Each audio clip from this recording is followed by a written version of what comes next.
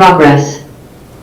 All right, we'll call the Green Bay Sex Offender Residency Board to meet. Roll call. I will document the members that are present. I will need an approval for the agenda for tonight's meeting. Move to approve. So second. All in favor? Aye? Aye. Aye. Aye. Is that an A? I need an approval of the minutes from the August 21st meeting. Move to approve. Seconded. All in favor? Aye? Aye. Aye. Point of order, can we get Rainmaker to go mute? Yeah, is he neighing? I can't understand even Alex. I keep muting him and he keeps unmuting. I think they muted, we're good. Yep. Okay. Did you get his vote, Rachel? Because we did. were, okay. Yep. All right, our first regular business is the appeal of Ian Flores requesting to move to 1514 Eliza Street. Mr. Flores, you're appearing via Zoom. Yes, ma'am. Okay, it's your first time appearing before the board? Yes. Okay, so what we ask of you is you are going to tell us what you were convicted of, the circumstances surrounding that arrest, and when you talk about the situation, please do not mention the victim by name or relationship. Can you repeat that again? I didn't get to hear. We're going to ask you to tell us about what you were convicted of. When you talk about the situation that led to your arrest, we ask that you not mention the victim by name or relationship. Okay. All right, so please tell us what you were arrested for. I was arrested for second-degree sexual assault of a child under the age of 16. Okay. And what happened? When I was 18 years old in high school, I met this girl on Snapchat. I texted this girl, and I asked her if she wanted to have sex. She came over. I didn't know that she was taking pictures of me, and I told her to scoot closer, so she scooted closer, and I began to kiss her. So we was kissing. We took off our clothes, and we began having sex, and I forced her to have sex.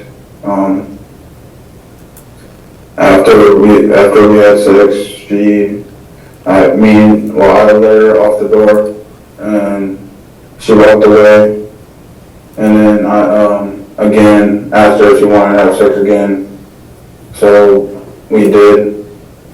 And then a year later, the detective called me and asked me if he could talk. So I talked. I told him what happened. I went to jail for 18 months. Pleaded guilty to the second-degree sexual assault of a child, and that other charge was dismissed as a plea deal, and I did 18 months in Racine Full Offender facility, and I had no treatment there.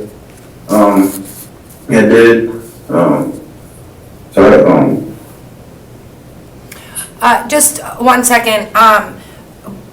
When we want to talk about your treatment, we're going to ask you at that time if you would like to go into private session, closed session, or remain in open session. Do you have a preference? It doesn't matter. Okay, then we will remain in open session when we want to talk about your treatment. Okay.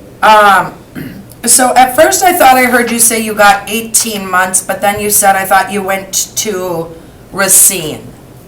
Yeah, no, I did 18 months in the county, and then I got moved to the prison, so I did 18 months in prison too. Okay. So I did like 3 years total. Okay. All right. And did you know how old the victim was? She was 13. Did you know that? when she showed up at your door? Not at the time. And when did you find out how old she was? When she came, before we started having sex. So she came over, you didn't know how old she was, and then right before you're gonna have sex, she says to you, "I'm 13 years old," Yeah, and then you proceeded to engage in activity? yes. Okay. And then why did the police come to you a year later? To be honest, I don't really know. We don't have No one, not my attorney, no one told me. Okay. And then, I'm sorry, did you take that to trial? No, the assistant attorney made a plea deal 5 and 10 on. So I took the plea deal, and then the judge gave me 3 and 4 out. Okay. All right. Does anyone have questions about his offense? No. I have a question about the application. So on the application, it looks like with your date of birth and then the offense date that you were 20 years old, but you said you were 18 when it happened. So which one is wrong? What you mean? I was 18 in 2020.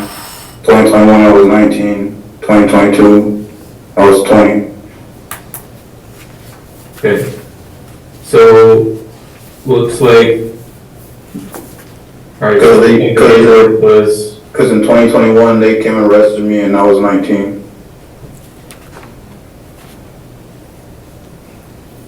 The offense occurred on September 9th of 2021, correct? Yeah, and I was 19. No. Alex, if you look at his judgment of conviction, the offense date was April 4th of 20. Okay, so just the application. Is incorrect. First form was incorrect. You also have on the application the victim's age was 16, but you just said it was 13. So which one is correct? I mean, I thought she was 16, but then I guess she was 13. Why did you write 16 on your application? Because I was having an anxiety attack. I didn't know what was going on. When you were filling out your application? Application for what? Your residence board appeal form. Did you fill it out? I don't think I filled it out. I think that was my PO.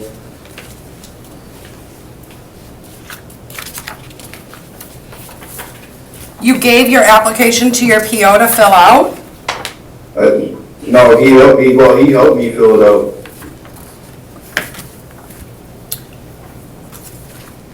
Okay, kind of in regards to your application, do you remember how you answered the question, how do you feel this sexual crime affected your victim? Do you remember your response to that?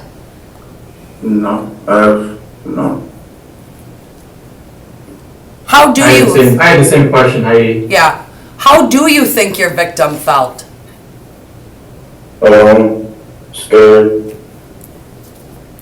unhappy. Okay. Any other questions there before we proceed to treatment? Okay. So, what kind of treatment have you received? I received none. And why is that? I didn't have too much time in prison. Okay. When did you get released from prison? September, August 27th. Okay. And where have you been residing since August 27th? The TLP. Okay. All right. So has your agent mentioned anything to you about taking any kind of evaluation or assessment for sex offender treatment? Yes, I'm on the waiting list right now, and I'm doing SOT too. Yeah, okay. All right. Do you have any issues with drugs or alcohol? No. Okay. So he's doing SOT right now? No, he's on a waiting list for SOT. Okay. Any other questions the board may have? None here. Okay. Are you currently working? Yes, I work with my dad, in Ricetown, Drexel. It's a wood working company, Okay, what hours do you work there? 6 to 2. Okay. What do you do in your evenings? I come to my mom's house to babysit the dog and take care of my grandparents. Okay. And that's who you would be residing with, correct? Is your mom, aunt, brother, and grandparents? Yes, ma'am. Okay. Do they have any rules set out there for you? What you mean? Well, do any of your cohabitants have any rules, like you have to be home at a certain time, or you can't have the internet? I have to be to the TOP by before 10 p.m. When you are going to reside with your mom and your grandparents, if we approve you? I don't even know. Okay. All right. Does anyone have any other questions for him? Okay. It looks like you have several people who want to speak for or against you, so you want to start with whoever? I don't remember who they all were. Yeah, they can unmute. Whoever wanted to speak on Ian's behalf, can you, okay. Whoever just raised their hand, could you please unmute yourself and state your name and address for the record? I'm Marcella Dudley. I live at 1514 Eliza Street. Okay. I'm Ian's mother. He will be residing here. He will pretty much stick to the same curfew obligations that he has at the TOP program when he is home. I think that's a good thing for him for right now. Okay. How do you feel about your son's offense? I was disappointed in his offense. I've always been a straightforward mother and honest with them, especially when I was a victim of sexual abuse as well. So I was disappointed. I feel like at that moment in time, Ian, he was just 18 for 3 months when the offense happened. He was a senior in high school.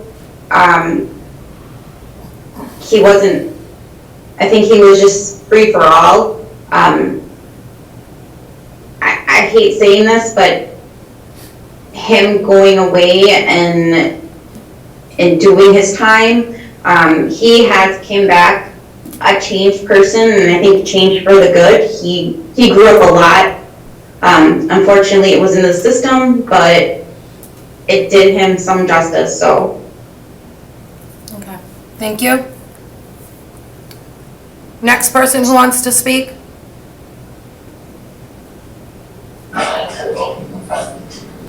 Rita McMahon, I'm Ian's grandma.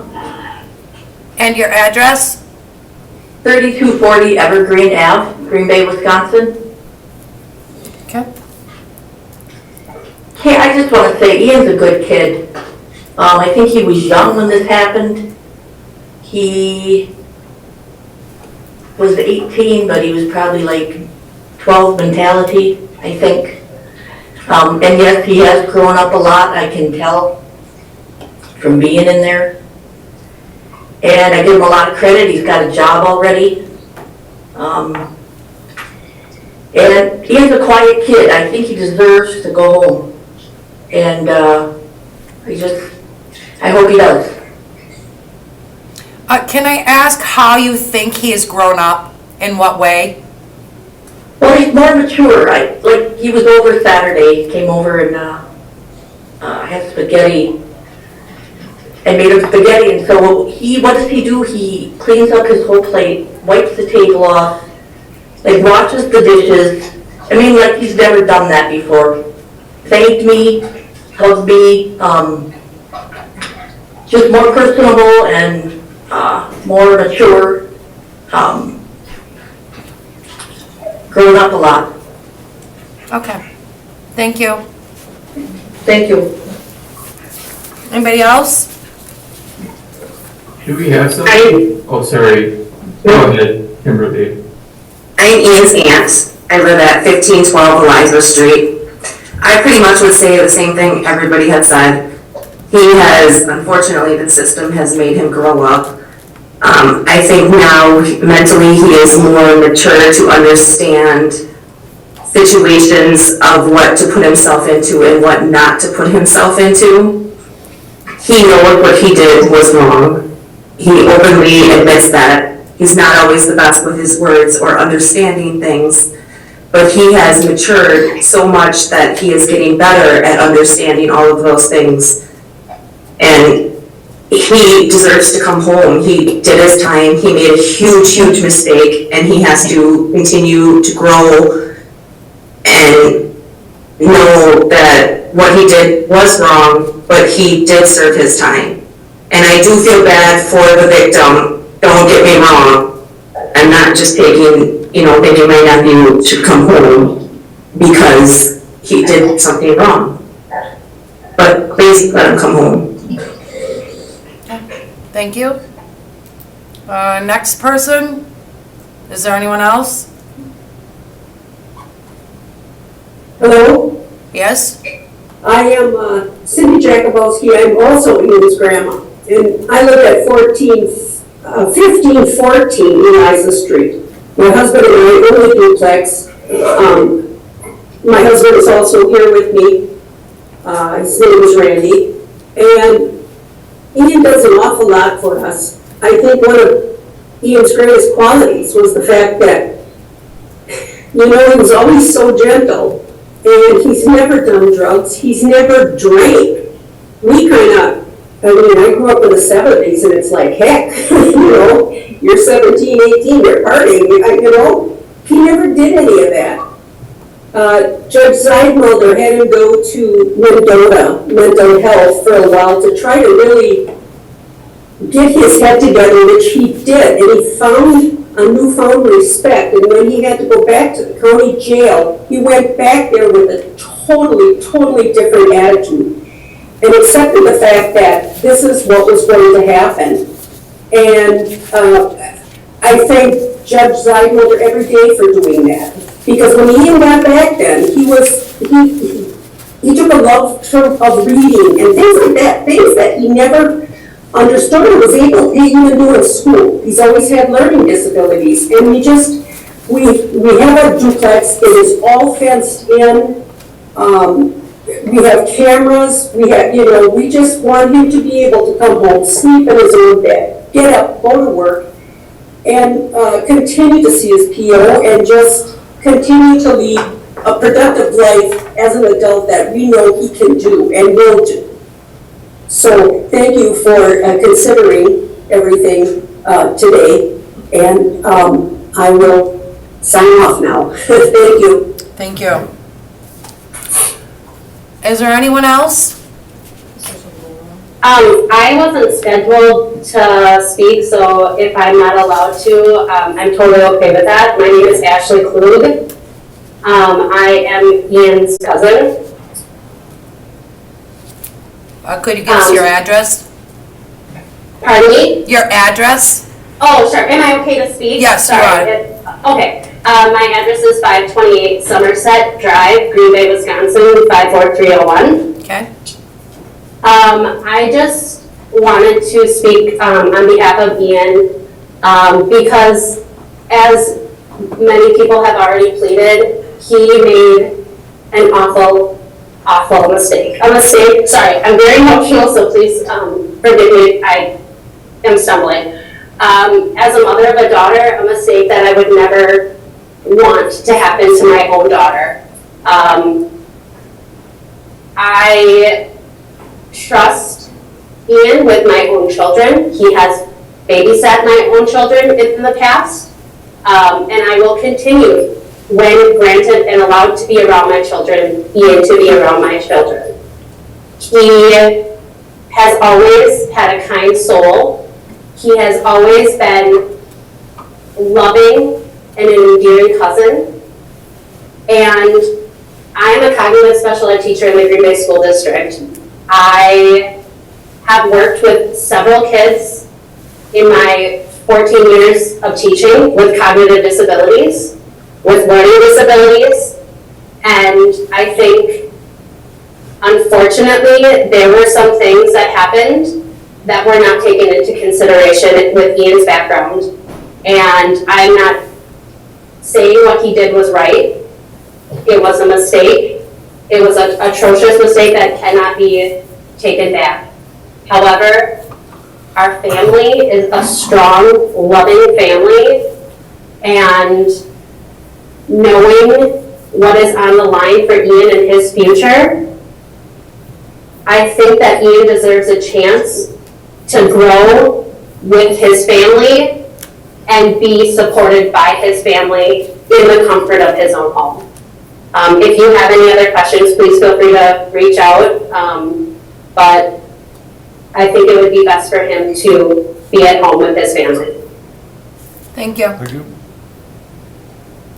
Was that it? Anybody else on his behalf? I know there's a Laura on here that wanted to speak on his behalf. Laura?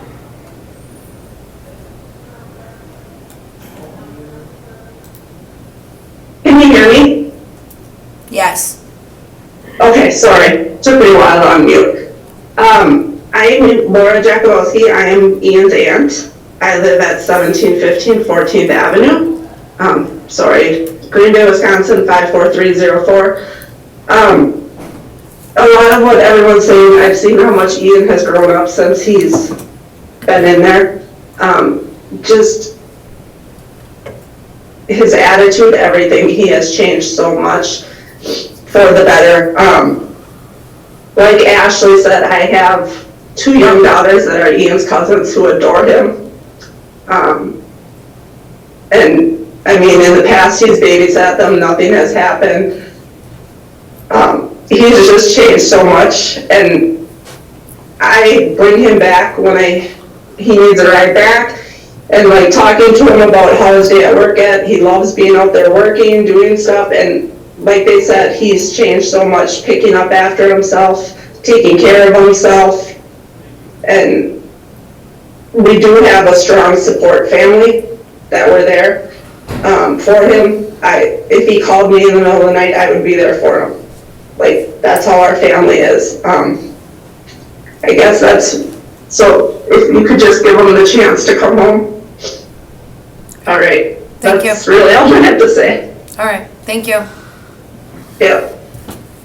Is that it? I don't know if Chad is here for him. He's got the same last name as his mother. Is there anyone else who wants to speak on behalf of Ian?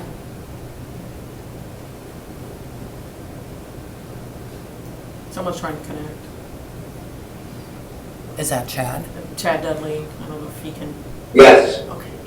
Oh, we got somebody else? I think he's having audio issues. It's doing. Chad is here. Can you hear me? We can hear you, Rita. Okay, Chad's here with me, so. Well, I'm Chad Dudley. I live at 1800 Western Avenue, apartment number 9. I'm the one that I got Ian the job when he got out. I bring him to work every day. He's a hard worker. He listens to everything. And I guess he has grown. I've been with him since he's been 1 year old. I've been through everything with him. And he does have a real strong support group around him that will, help him grow to be a good, productive member of society. He didn't know any better when he was younger, and he's definitely grown a lot over the last 3 years. That's it. That's all I got. Okay, thank you. Would there be anybody else? Okay. Does the board have any further questions? No questions. None. Is there somebody from Green Bay PD? No. Where'd he go? Looks like Andy. Yes, it is. Sorry, Andy, I don't know if it's lieutenant or sergeant. No, sorry, I'm captain. I was, one of the lieutenants was supposed to be here. He got tied up on something. I'm sorry, I'm late. Oh, it's okay, Captain. Do you have any, do you have the criminal complaint in front of you on this one? If you're able to give a summary of it? I do. I mean, the basic synopsis is that he met her on Snapchat. The victim came over to his house. They met up. They ended up having intercourse. She claimed it wasn't consensual, and he claimed that it was. So there was some discrepancy there, but the stories were similar as to what happened. And how did the police get involved with that case? I don't know. No, I'm asking the captain. Oh, my bad. That's okay. I just had like 2 seconds to review the criminal complaint, so I don't know that I could give you that answer in this moment. Oh, okay. All right, that's all right. Okay. Anybody else have any questions? Or any discussion? Well, my main concern is that he hasn't gotten treatment. And until he has gotten treatment, I don't feel comfortable voting for him to go home yet. I feel the same way. I understand you have a huge family support system, and your family feels that you have grown up. But I will tell you that based on your answer about how you feel the crime was the victim was affected by the crime, I don't think that you're ready to really face what happened yet. So I would have to agree with you. I don't know how anyone else feels. Is there anyone who would like to make a motion? Move to deny. Is there a second? I'll second. Oh, okay, okay. All in favor to deny Mr. Flores to move to 1514 Eliza? Aye? Aye. Opposed? Okay. Ian, at this time, you are denied. If you heard us, the main reason is because you need to get treatment. So, once you start receiving that treatment, you're more than welcome to reapply, and we can hear you at that time. Okay, thank you. Yep. All right. The next appeal is Harley Garrigan.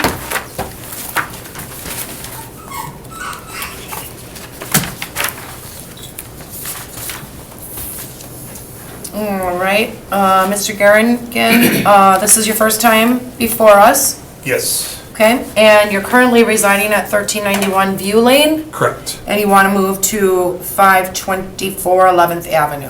correct. He wants to build a home. Yeah, you want to build a house Right. there, is that correct? So you purchased the property, and Yes, it's it's a just vacant lot. vacant lot right now. How quickly would you begin building if we approved you? I mean, honestly, I took out a personal loan to buy the property. I've had some success, and I kept my eyes out on the market. I kind of snagged it up because it was there.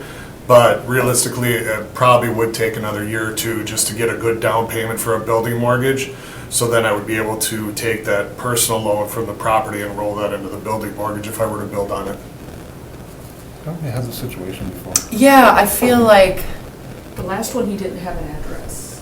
oh, That's right. He, Yeah. yeah, he came to us with, he just wanted to buy. he just wanted to be able to move Okay, But anywhere. there have been, I can think of one address on Deckner in particular where the applicant did want to build, but applied for that specific address, and the board did approve that application.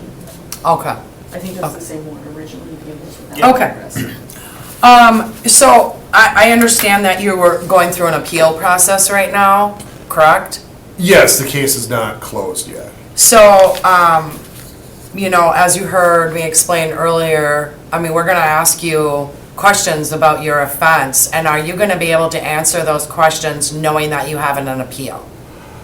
I can try to answer the questions as best I can. I feel confident that I can give you enough clarity to make a decision, still understanding that there is the possibility, because it is a case. there's few things that I could say really to incriminate me because of the nature of the crime, which we can talk about. Okay. Is PD gonna be able to talk about?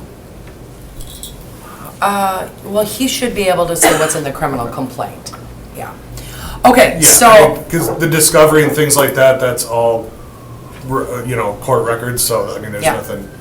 okay. So, as you heard us earlier, we're gonna ask what you were arrested and convicted for, and the circumstances surrounding the arrest, and then just make sure you don't state that victim by name or relationship. Yeah. So, I wasn't arrested per se. So, it was actually 2011, my mom passed away. I was having a difficult time that year. I've had alcohol in my history. So I did end up getting a couple of DUIs, but during that period, I wasn't making the best of choices.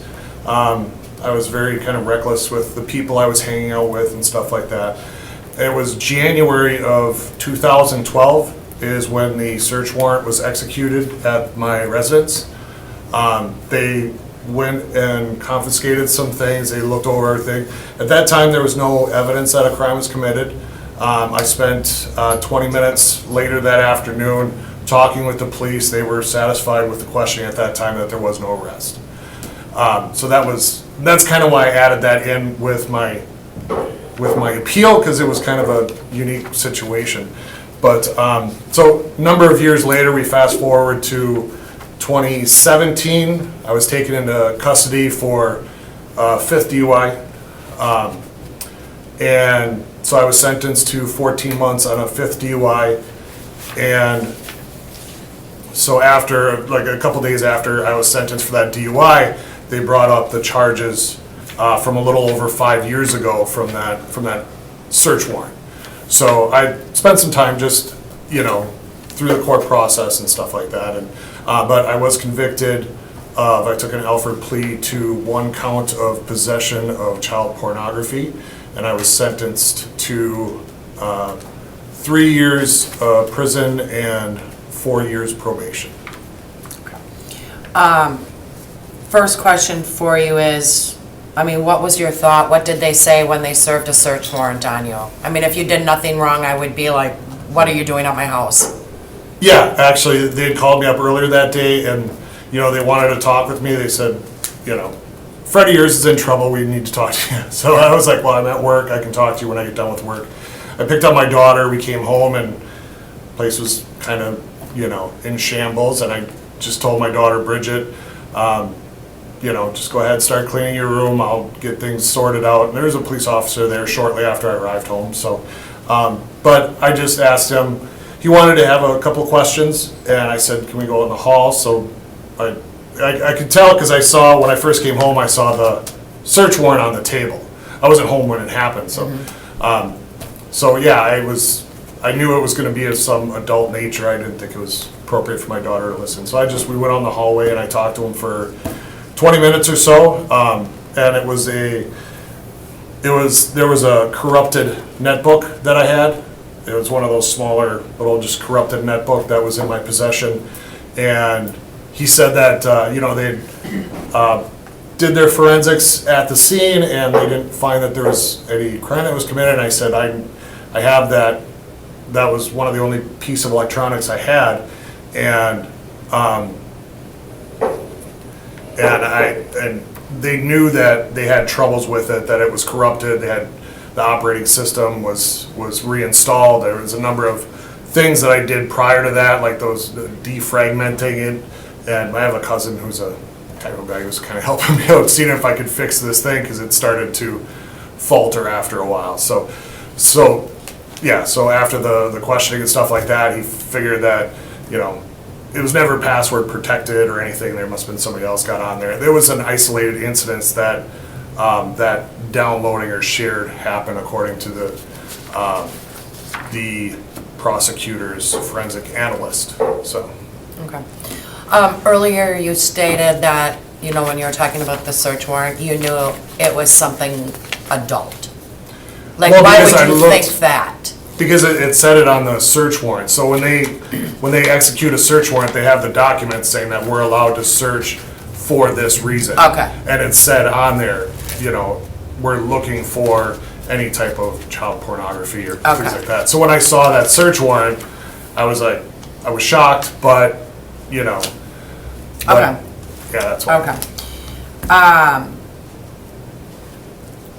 So you took an Alford plea, so you don't even really, do you know what they found on your computer? I've seen, in the discovery, there's kind of a description. It's terrible to read. It kind of makes you sick in the stomach. So I'm aware that there was a number of deleted file fragments that they found in that deleted part of the computer, that unallocated space, they call it. So I'm aware that they did find these file fragments on there, and that laptop was in my possession. It wasn't password protected, but yes, it was in my possession. Okay. Captain, are you able to kind of talk about anything that you find in that criminal complaint? Yeah, you'll have to bear with me because I got like 2 seconds to read through this before this meeting, and I didn't know I was going to be getting on this meeting. So I understand a lot of what he's saying. They did do the search warrant when he wasn't home. He did deny that he knew that they had been downloaded. He admitted that it's his computer. I do see that other piece in here for like the next day where DCI was involved. This is our Department of Criminal Investigations. They indicate that later, 2 years later, that they had completed forensic analysis of DVDs seized from his residence, Mr. Garrigan's residence, and that there were 474 video files on 12 DVDs. I don't know how they got the DVDs, if it was in that original search warrant, but that they contained child pornography on them. Okay, thank you. But what's your response to that? So as far as what I know from the couple of years in hearings is in 2014, when the criminal investigation, they don't actually go into the laptop itself. What they do is they make copies of the hard drive. So I never had any DVDs or anything. So I think the DVDs he's referring to is when they downloaded the hard drive of that corrupted netbook onto a separate drive, and that's those file fragments that they found that were in the computer were then on the DVD that they used to analyze it. I'm gonna be honest, you're really talking over my head. I'm not very technology. I'm sorry, Yeah. I didn't know about any about Yeah. this beforehand either. This is all stuff I learned on the go. But Okay. what he's saying as far as physical DVDs, if you look at even if you looked at the original search warrant, there wasn't DVDs that were confiscated. You know what I mean? So that's why I'm saying the DVDs is what they just kind of copy it over to something else and they analyze that. Okay. So there wasn't. So how do you think this ended up on your computer?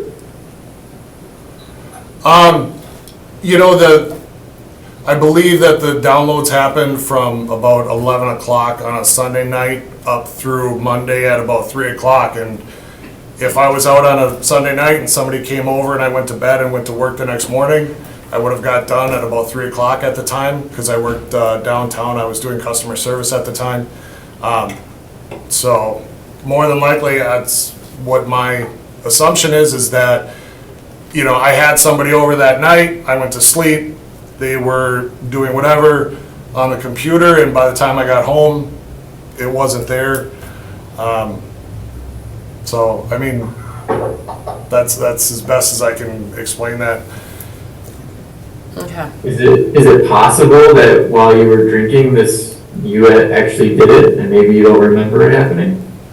The downloads took place for a period of about 12 to 14 hours, so I wouldn't have been able, physically been able to drink for that type of a period. for that extent of a time frame. So, I mean, I know I worked at the time, and like I said, it wasn't password protected, so. Who was coming in your house? Like I said, I mean, in that 2011, I was doing a lot of drinking. The loss of my mother was difficult, and I mean, I got 2 DUIs within 6 months in that period. So, I mean, that's when I really recognized that I started to have a problem and started to get treatment for alcohol. So, but yeah. I hear that, but who was coming in your house? Well, I had a lot of different friends that were coming and going, and it's difficult for me to even defend some of that case at the point because this search warrant was from 2012. It was over 12 years ago. I don't remember a lot of the names of people that I came and went with when I was, drinking as I was. I know that I've separated myself from anybody that has that kind of lifestyle now, but that's about as best I can say about it. Okay. Any other questions? Okay, if we want to talk about any kind of treatment, do you wish to do that in closed session or remain in public session? We can remain in open session. Okay. So I'm going to gather you didn't do any sex offender treatment because of the appeal. Yeah, so I was assessed by the DOC at the time when I went through, and the DOC did assess me as low risk. Like I said, this was an isolated moment in my life, and I haven't had any allegations or accusations before or after that, so they looked at a full questionnaire and looked at my whole criminal history together, and they deemed me as low risk. So that's why I was never scheduled initially for sex offender treatment. And now currently, like you said, because my case is open, there isn't places around here that would even take me if I could, because it's an open case. And, I mean, in the future, if the case is closed and that's something that probation would ask me to do, I wouldn't argue with it, but. Okay. And how long are you on probation for? Well, at this moment, how long are you on probation for? So about 3.5 more years. So I was Okay. initially, I was released in 2021, and I had 3 years of my DUI probation. They were in consecutive.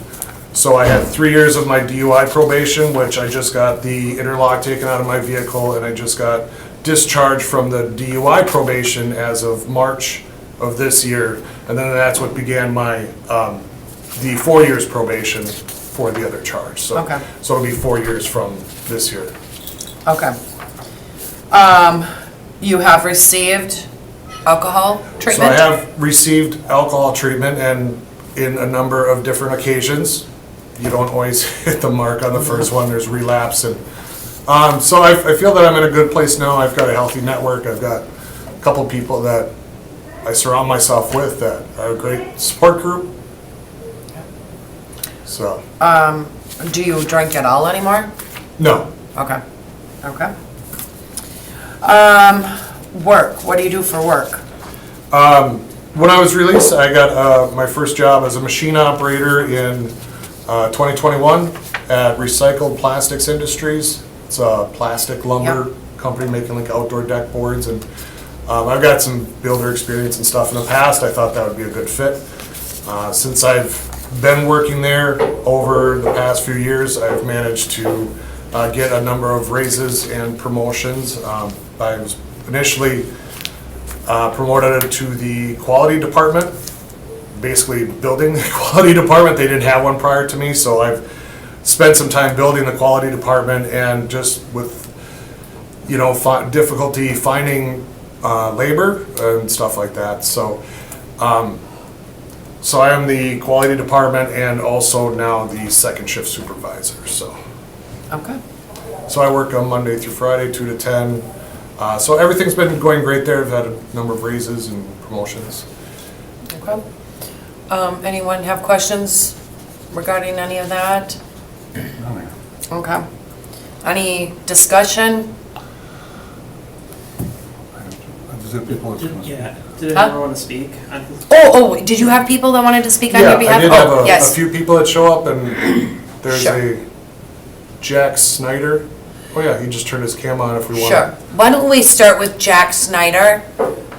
since you're on Zoom. If you could just state your name and address for the record, please. Yeah, I'm Jack Snyder. I live at 602 Langdon Street in Madison right now. So I'm Lee's nephew, and we've had a close relationship throughout my life. He's been there for our family, been at holidays, comes to hang out, say hi, game nights, whatever. He's always been there for me. I even remember like when he was in prison for the offense that I gave him like a few calls, and he was there to support me. I was kind of struggling myself at the time, just like going through college and trying to figure things out in life. And he really helped me he gave me some support and encouragement in that time that helped me to keep going, keep studying. And then recently I did an interview with him for one of my school projects, and that was, it was encouraging to kind of hear from him and where he's at now. I do feel like he is in a better place in the situation that he's in right now, especially with having a job. He's been sticking to it, working hard, still there for the family and for us. And yeah, it's just, I do feel like he has been growing, and I feel like he does take like this situation seriously and does his best to stay accountable and continue growing. I'm proud of where he's gone with his faith. I still pray that we would agree on a few more things, but I feel like that has been definitely a positive area of growth for him as well. Thank you. Yeah. Next. One of you wanna come up? Whoever. Don't rush the stage. Again, if you just state your name and address for the record. Okay.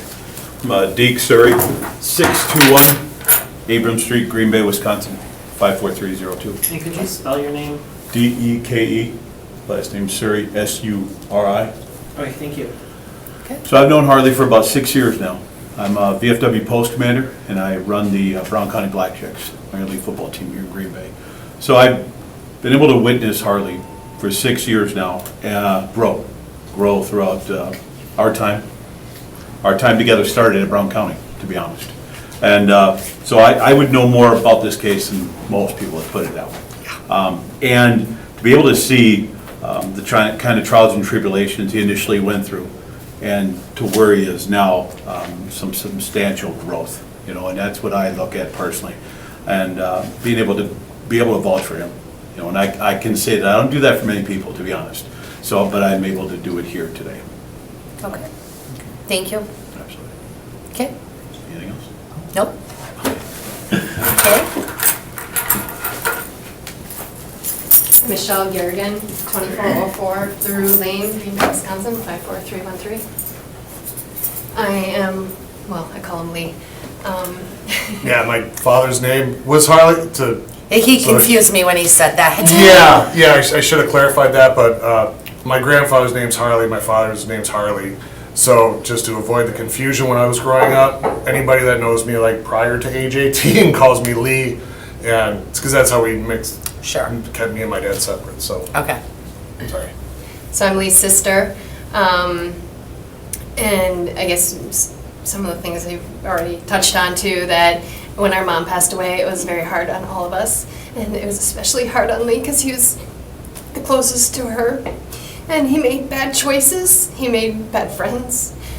He did not do well, and he got caught for those things.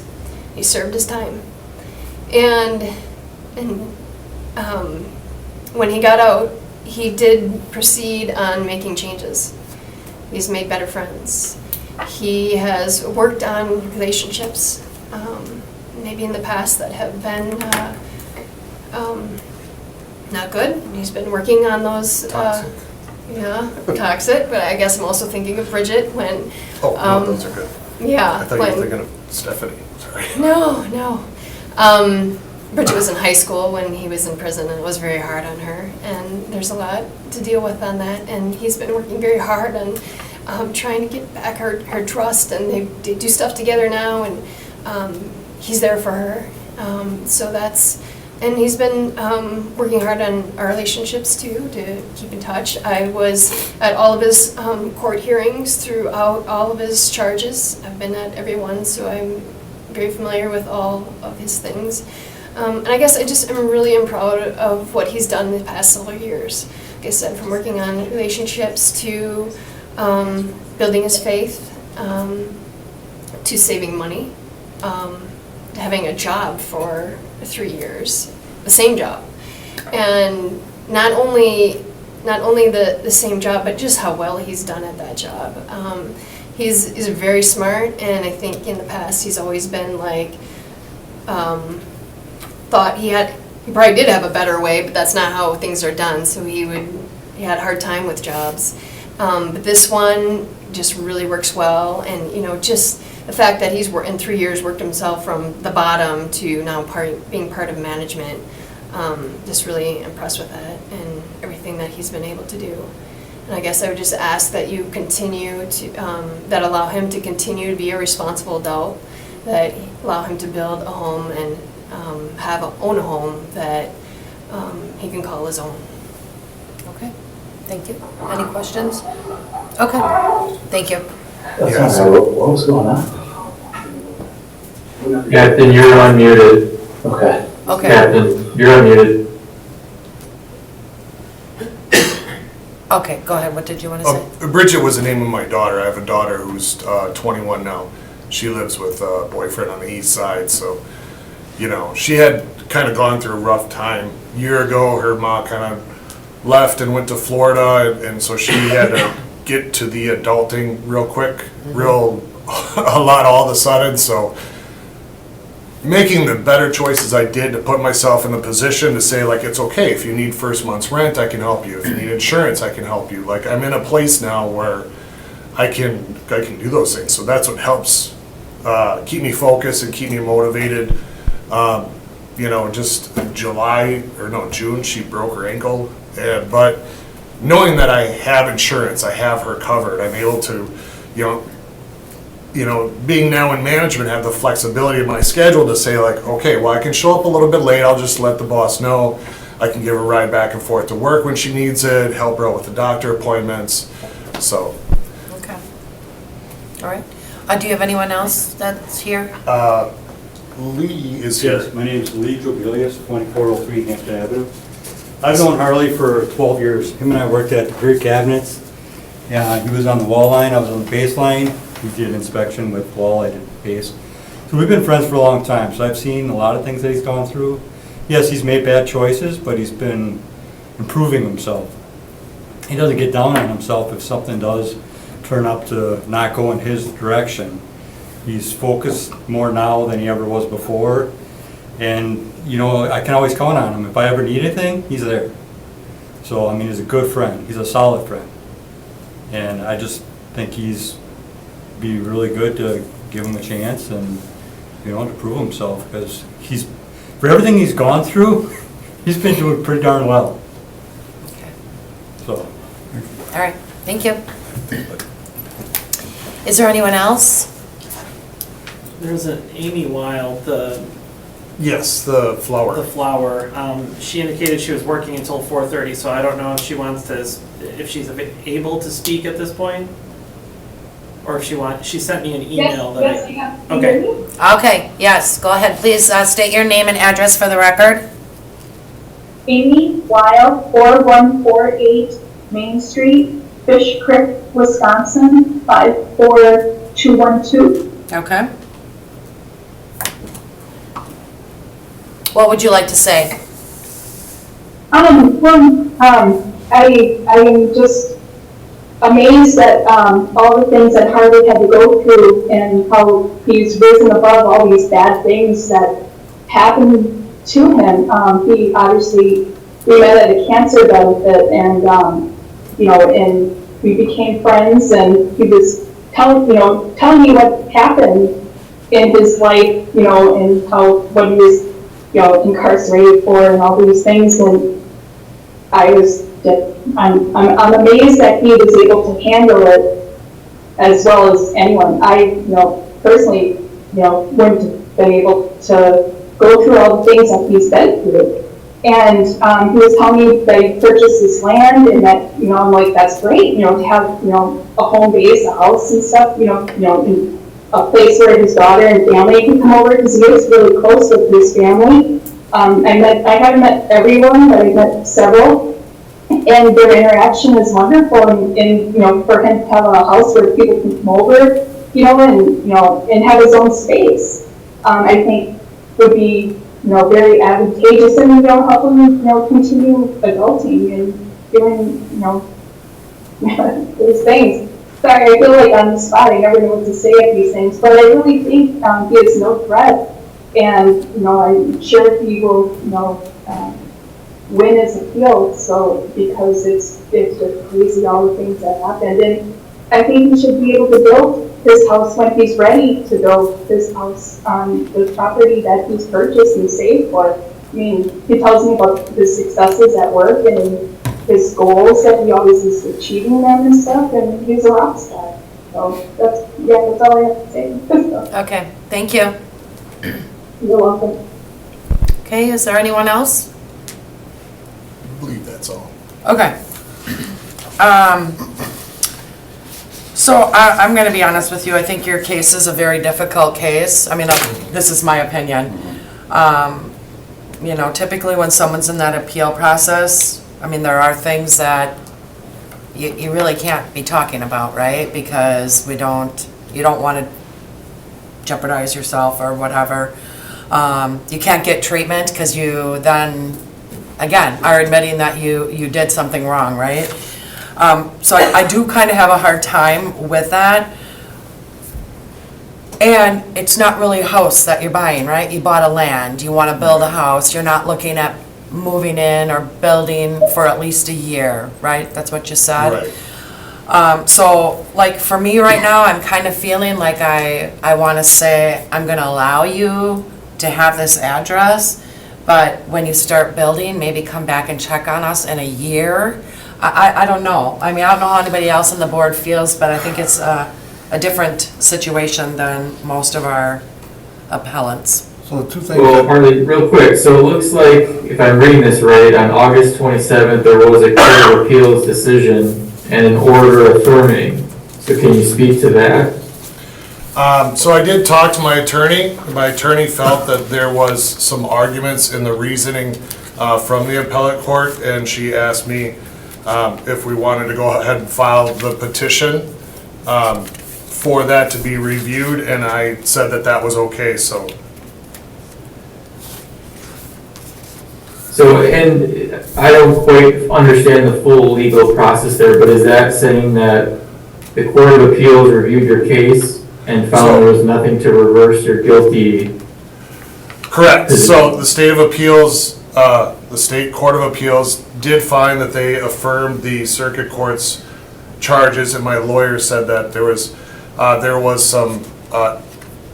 some reasons of their logic that could be disputed. So she's filing a petition, which then goes to the state Supreme Court. I'm very well aware that there is, they only take a handful of cases, and there's a small chance that it will be reviewed, but technically it would still remain open until they make that decision of that they will or will not review it. Okay, well, thank you for that information. Heidi, I'm in the same position as you are. You know, I take remorse as a very big factor in my decision, and it's hard to have remorse if you're saying you didn't do it. And I'm not, trying to debate with you on that. It's just, it's hard for me to feel like you have any remorse if you feel like you didn't do it. It is also unique in that you aren't necessarily moving into that area for a while. And I would wonder if it makes more sense for you to continue through your appeal process, because if you win your appeal, this isn't an issue, correct? So yeah, if I were to win the appeal, then it would go back to the circuit court to kind of begin the process over. So they would recharge you? They could recharge you? Yes, they could. Okay. Is that, I'm going back to, well, okay, and then if you lose your appeal, well then, you either gotta admit that you did something wrong, or something's gotta be different for me to change my opinion on it, and it may be worth just coming back when you're ready to build that house, which might be in a year plus. And you're kind of at that decision point of, hey, do I sign off on a deal to build your house or not? Because right now, I'm really not fully confident in approving you at this moment in time. That's where I stand. Yes, I understand what you're saying, and that was partially why I had given that Alford plea. And Alford plea is you acknowledge that there is evidence that can be used against you, but you are asserting some type of innocence towards it. It's kind of like if somebody found like a ball of drugs or something in somebody's back seat. Like maybe it wasn't theirs, but if you own the car, like you're still accountable for it. So, yes. So I guess the best I can say to that is, like I said earlier, if the probation, if it gets closed and probation decides that, that they think that I should go through treatment, I'm not going to fight against that. And on the larger scale of things, is if you look at the course of my life, there's this one isolated incident that I think I could still, in the future, build a home, be productive to the community, as far as, the people that are there, the real estate, the land, the community as a whole. And I think I could be an advantage to that. So those are just things I would think. But I completely understand the terribleness of the crimes, though, too. I'm not, I'm not trying to, deflect from that. Are you renting on View Lane, or do you own that? No, that's my dad's house. That's where I grew up. Okay. And is your dad still alive? Yeah. So you live with your dad? He's 74. Okay. I mean, when he passes, I'll get that house, but we're hoping that doesn't happen for a long time. Sure. He still delivers vegetables for the farmer and throws around 50 pounds of potatoes that I help him from time to time. Okay. So let's say, he wanted to be here, but he had to do some local deliveries. oh, that's okay. Let's say, you come back in a year and the board really still maybe, everyone's not satisfied with your response, and we would say, no, we're gonna deny you. What would your plan be with that property? Would you build and rent it out? Yeah. Or, okay. So, so if today or a year from now, if they said, no, we don't want you in that community, there's other avenues I looked at as far as putting a manufactured home, putting something more conventional and fits the neighborhood, and then I could rent or lease that out. I'm fairly handy, so if I could, if there ever need any fixing or things like that, I could go that route, because the plan that I have, I'm kind of a little eccentric at some things, and I've got some unique tastes. So being a very tall person, I would like taller cabinets, and I would like a taller seat, and I like vaulted ceilings, and I like nature. So I looked at those things, and I think that like that kind of cottage style of an A-frame, having some of those elements with a lot of skylights, would be beautiful. That's where I would like to live. But as you know, as you start customizing a house, it gets very harder to sell, because it's finding somebody else that would want to move into that isn't as easy. So that's one of the bigger reasons, why I'm here, is that sure, I could just go ahead and put that on and rent it out, and we'll find out later. But that's not the house I want to build. The one I want to build, that I want to live in, is going to have a little bit of unique character to it. Sure. But I'm not going to put that one up now if I can't live there, because it's going to be hard to sell. Okay. So, yeah. But again, you're thinking at least a year, right, before you would even start building? Yeah, I mean, this conversation, I've never gone through this before, so I appreciate y'all time and sitting with me. I'm just kind of, I knew this was my next step, is to find out where we're at. So, I mean, my timelines could change, they could get longer or earlier depending on where my priorities are. If I have to start cutting back on some expenses, if I had to build in a certain thing, I make things happen, so. Okay. So, and I'm just talking this out because I'm kind of thinking a motion I would like to maybe make is maybe, and legal will advise us if we can do this, is in 6 months, you let us know where you are with your appeal. If your appeal is done, then I would want you to come back. If your appeal is still open, I would want you to, again, report back to us in 6 months. Is that something I can make I know that sounds absolutely crazy, but. So if you move to approve conditional and update in 6 months, then it would automatically get added to the agenda in 6 months. Otherwise, right now, with vacant land, the residence restriction is not triggered. It's only triggered when someone who's been convicted of a 980 offense is residing at the parcel. So you could put it on the schedule for 6 months from now, or you could potentially deny now, and then when he is ready to build, he could just reapply as the circumstances would have changed at that point. Okay. All right. That sounds pretty good to me, don't you think? I mean, I think we're going to deny, well, I'm going to make maybe a motion to deny until that appeal is done, or you are going to start building. Then I'd want you to come back. Because right now, I mean, we're really working with this big open space, right? Makes sense. Yeah. And I mean, just listening to you, I'm comfortable so far with everything that you have said.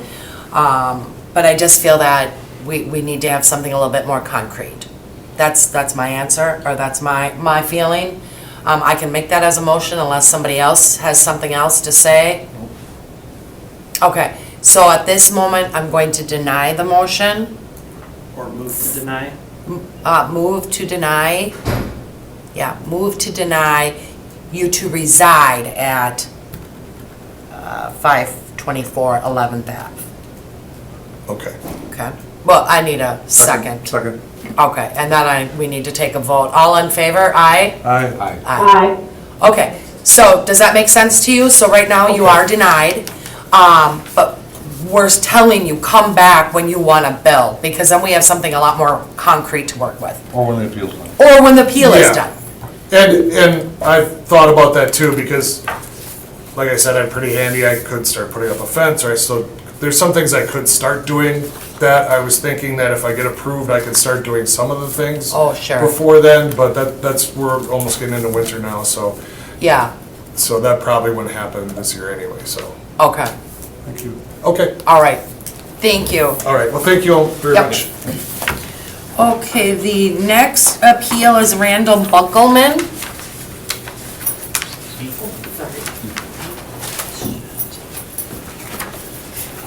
All right. Randall, this is your first time before the board? Yes, it is. Okay.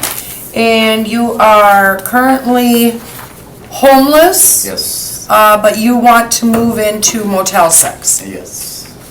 Okay. So we want to discuss what you were arrested for, how the police got involved, and again, please don't state your name or relationship to the victim. Okay, go ahead. My name is Randall Bunkelman. I was arrested for sting, sexual assault sting. I believe it was 2nd degree. That was through a computer. I did agree to meet with the person at CVS. I initially went to one over, I believe it was on Mason and Military. And I waited and waited, and no one came around. And all of a sudden I got a phone call stating, well, my victim was waiting at the CVS and wondering where I was. And I said, well, I'm here. And they said, well, I don't see you or whatever. And I said, well, where are you? You're supposed to be on foot or whatever. And he says, I'm in the hoodie. And I looked around, there wasn't anybody in that parking lot. And he says, well, you're in the wrong parking lot. You're supposed to go over to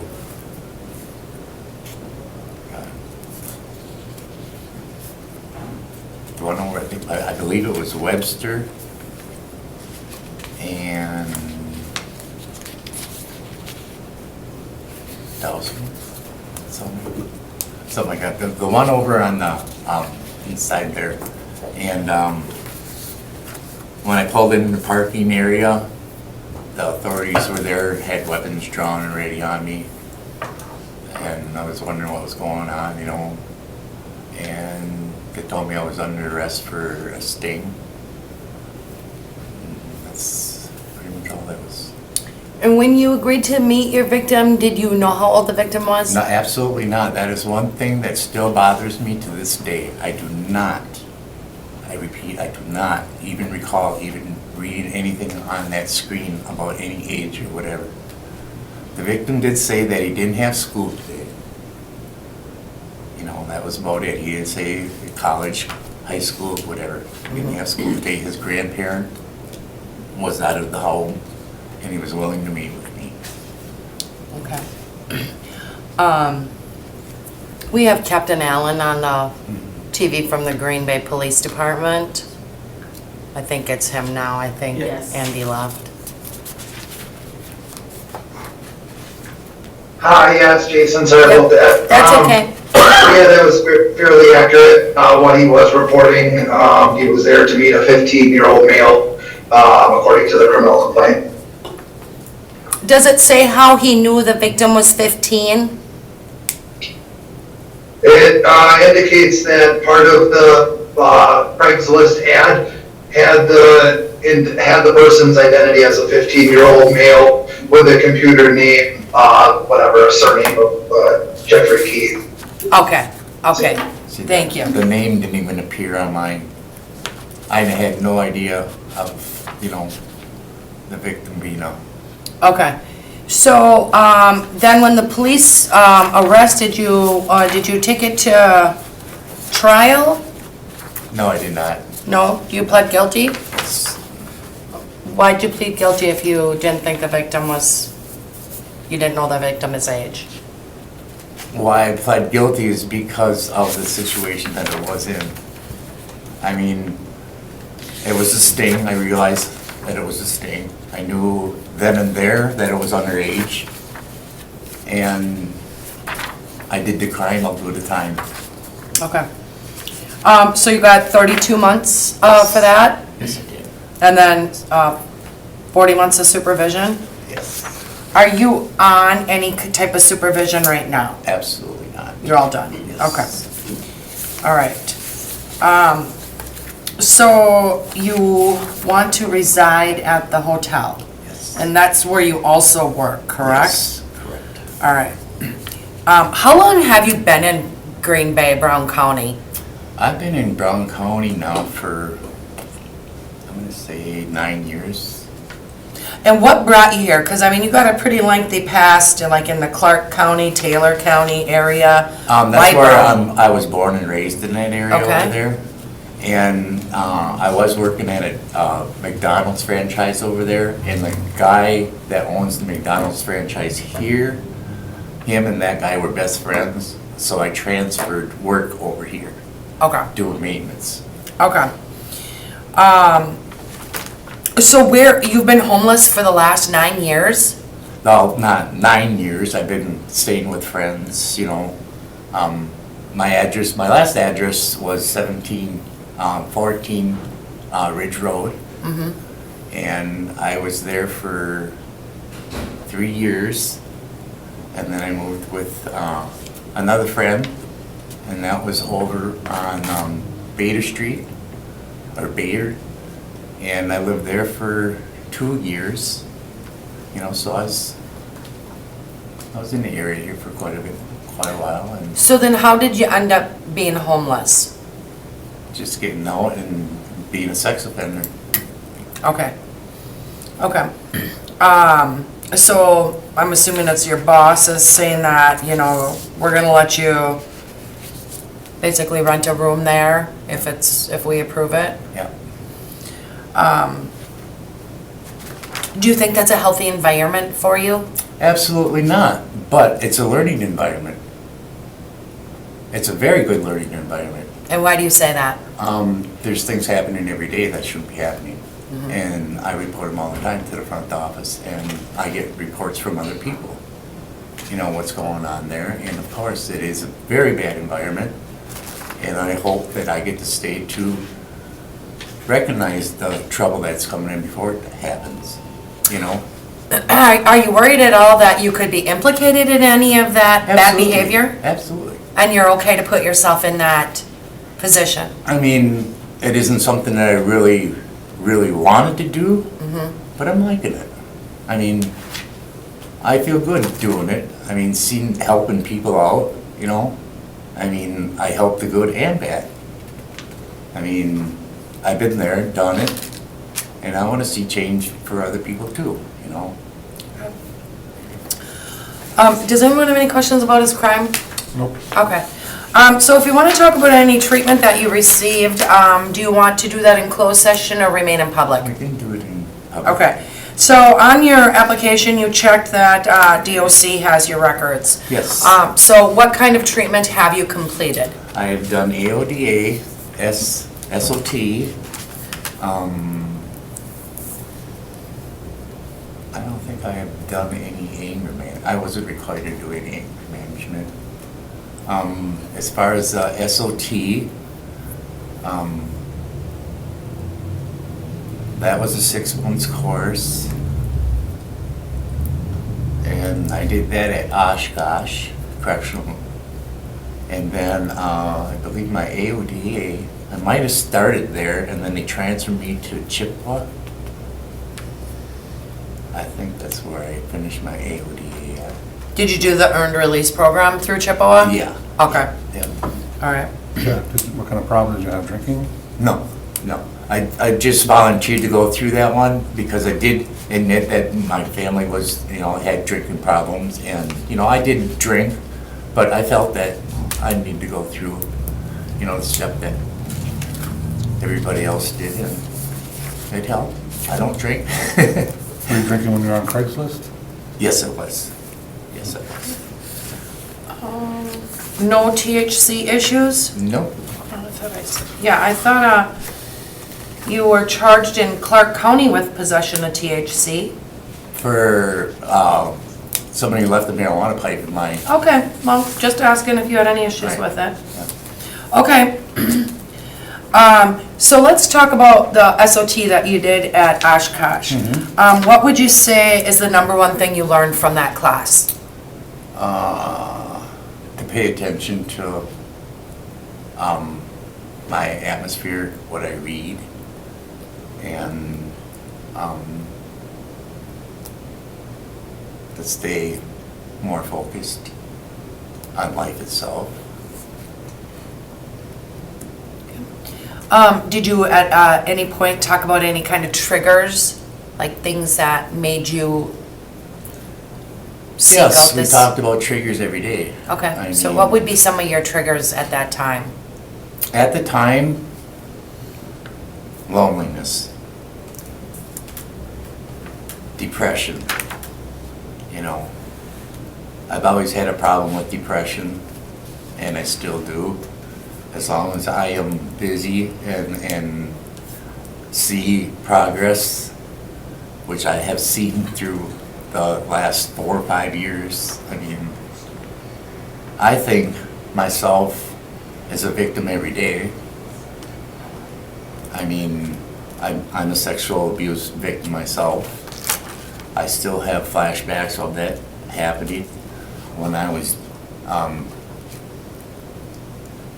in the event of doing or committing my crime. I had flashbacks of it.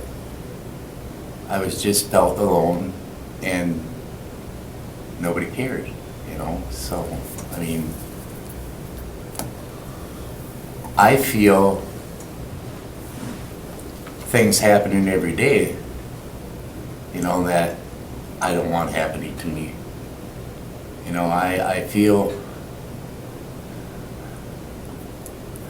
terrible. There's no way of explaining something like that. I mean, I'm so thankful I'm alive yet to talk about this to other people, because it doesn't take much to hurt a person. It doesn't at all. I mean, for me to go ahead and follow through on something like that,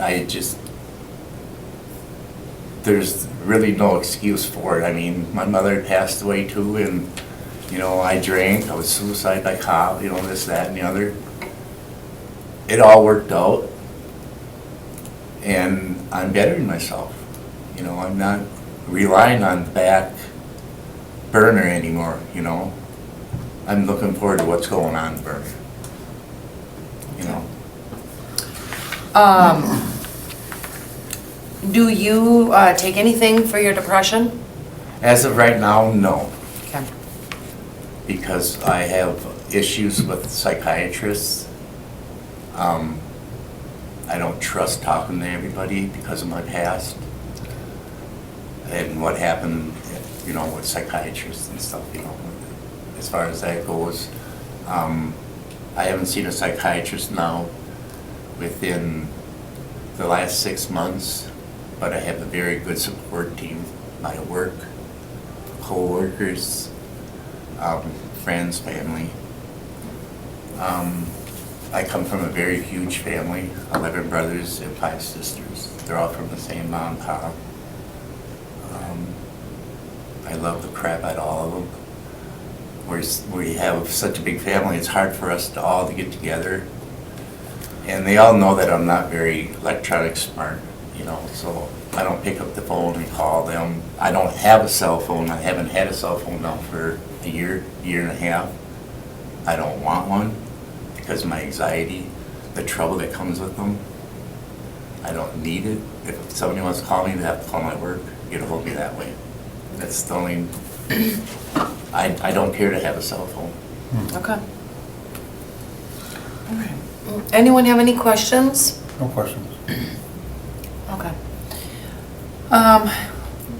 Well, you know, again, I do not think Motel 6 is a very healthy environment for someone to reside, but it is your work, and you said, you know, that's your support system there.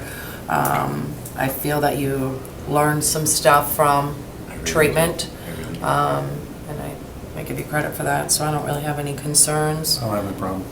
Anyone else? Okay, does anyone want to make a motion? Move to approve address specific. Okay, all in favor? Aye? Aye. Aye. Okay. You're allowed to stay at Motel 6, but now if you do leave there and, you know, go live somewhere, you do have to come back before us.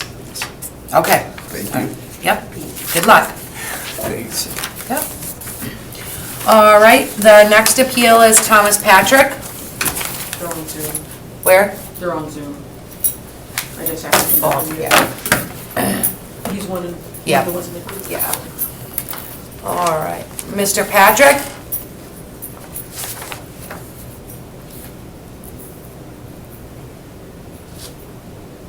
Thomas?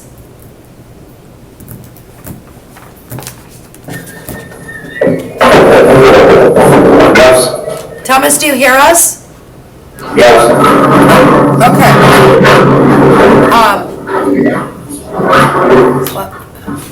All right. You have a lot of noise in the background, just so you know. Okay. Okay? Okay. All right. So Patrick, or Thomas, Yes. this is the first time you've been here before the board, correct? Yes. All right. And so, you're currently living at 1276 Hannah Street, and you wish to continue to live there, right? Yes, it's a group home, I'm supposed to live here in town. Yep, it's a group home. How long have you been living at that group home? A little over a year. A little over. Yeah, we lived in another group home before that. Okay, and where was that other group home? It was in Appleton. Okay, so why did you move to this group home? I guess they had more things that I needed here. I have a terrible memory. Like 3 years ago, 3.5 years ago, I got run over by a car and I was in the hospital and it was just, I didn't remember most of it, but, then I came, no, then I was in a nursing home and, I'm sorry. It's all right. Sorry to interrupt, I'm his representative, so I can try to help some of the questions if he's having trouble, or I don't know if you want me to speak at the end. Sure. No, Is that okay? Why don't you just go ahead and speak for me, because there's so little I can remember. Is it okay if she speaks? Would that work? Okay. Yeah, there may be times, Thomas, that we might want to ask you something directly, but at this point, Kelly, can you kind of tell us how he ended up here at this address in Hannah Street? Okay. So he is under protective placement with Outagamie County, which means he has 24-hour supervision to a facility. He is correct, he had a stroke in 2021. He was in a nursing home. At that point, he had kind of rehabilitated. We opted for a lesser restrictive setting, which is it's called a CBRF or an adult family home. There was an opening for an adult family home, so we had moved him there from the nursing home since he had improved since that accident. So when I say he has a care team, an MCO, with a care manager and a nurse care manager on his team, so they look for placement and assist with finding placement, and then as the guardian, I approve or deny the placement based on if it can fit his needs or not. Okay, so when he left the nursing home in Outagamie County, he came here to Brown County? Correct. Okay, and nobody at that time was aware about him being a sex offender? No, nobody said anything to me. Aware of the sex offender, and we did update the sex offender registry. We were not aware that we had to get additional approval from Green Bay. We moved clients from different counties, but I didn't realize there was a county-specific approval or a Green Bay-specific approval that we needed as well, along with notifying the sex offender registry of this change of address. Okay, that kind of helps understand why he's where he's at. So, and you said he's been there a year? Yep, a little bit over a year. Okay. Almost a year and a half.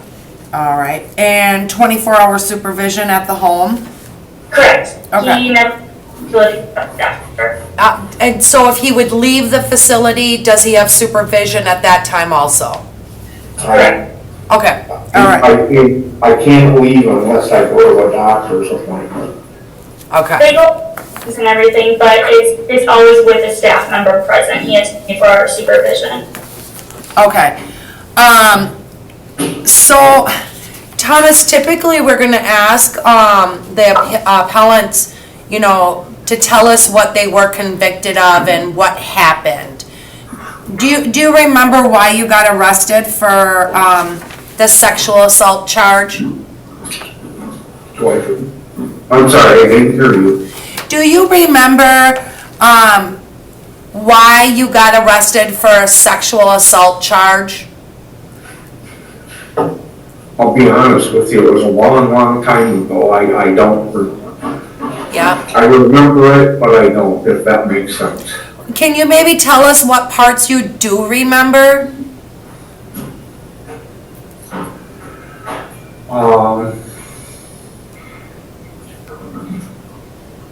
Like, how old do you think you were?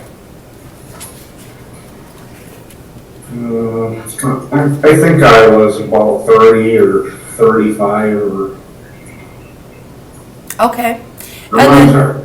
Sure. I have traumatic brain injury, Yeah. and it's hard, really hard to think. So, Yeah. Okay. I know this may not be normal board, but, he's in a 24-hour facility with 24-hour supervision. I would have no problems even moving anything further, so, okay. Move to approve address specific. Is there, hold on, Thomas. Any talk about me leaving here. No, hold on, Thomas. Okay, so, Thomas, right now we have a motion that somebody wants to approve you to stay at the 1276 Hannah Street. We just need a second. I'll second. Okay, no. And then all in favor, aye? Aye. Okay, so Thomas, you're gonna be okay to stay at your Hannah Street address. But the guardian, you need to know that if he has moved from that location anywhere into the city, he has to come back before us. Okay, well, good, thank you. Okay, thank you. All right, the next appeal is Mark Wani requesting to go to 744 South Clay Street.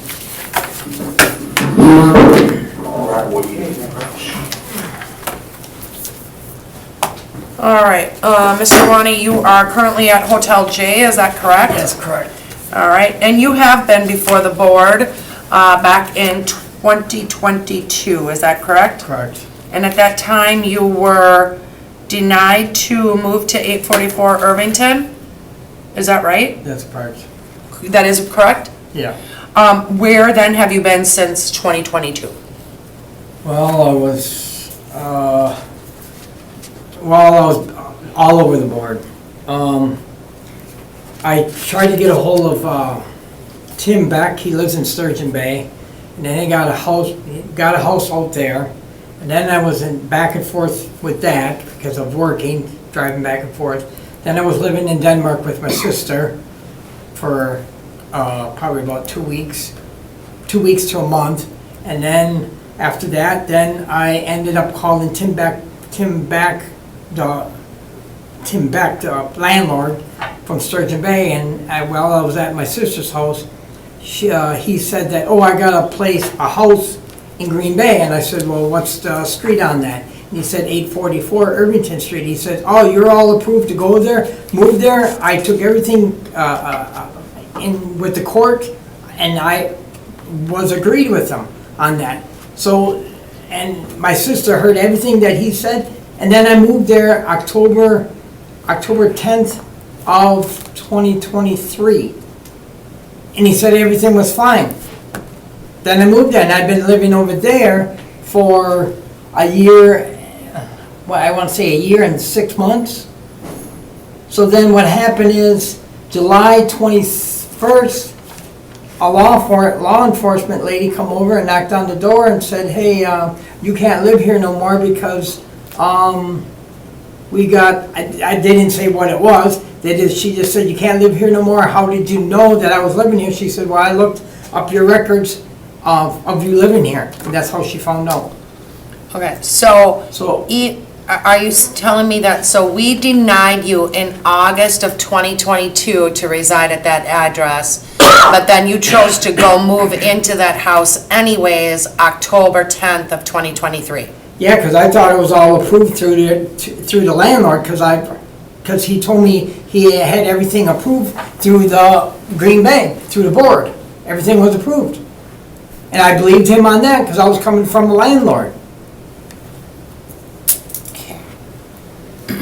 All right. Does anyone from the board want him to go over his offense, or was the previous documentation sufficient? Dominique, would you prefer? He doesn't have to go over it again. I'm looking at it. Okay. Go over it again, it's fine. Okay. Okay, so if we want to talk about treatment, you have the right to do that in private session, or we can remain in open session. What would you like to do? It doesn't matter. Okay, then we'll remain in open session. So it appears that you've had quite a bit of sex offender treatment, correct?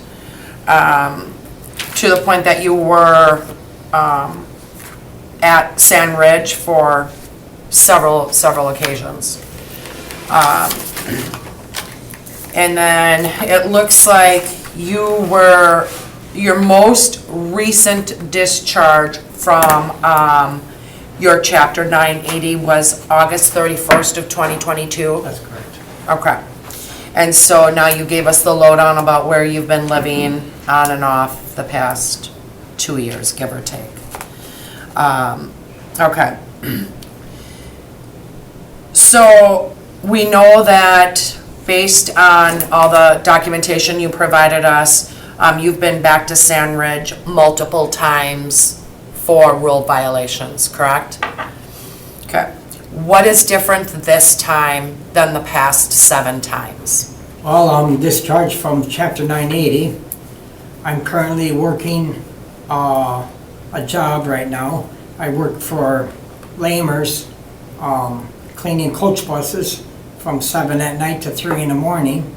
And after that, then I go back to Hotel J if I have enough money to stay there, because the price staying there per week is $525 a week, and I'm trying to back away from that. So if I did get approval to go over to this other person's address, he's gonna charge me $300 a month to stay at his residence until I would find another place to go to in the meantime.